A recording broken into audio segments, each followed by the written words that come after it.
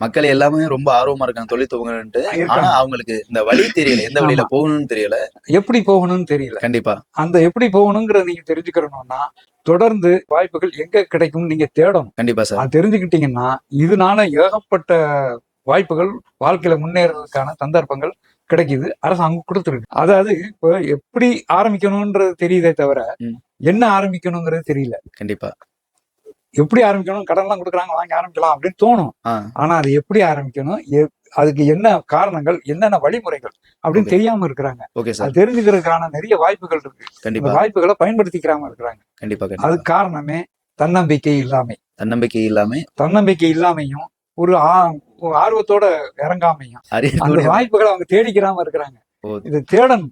தேடுதல் இல்லைன்னா எதுவுமே கிடைக்காது. கண்டிப்பா சார். அதாவது அது மக்கள் அதுக்கான போராடி தேர்றதுக்கான ஒரு சக்தியில இல்ல அவங்க.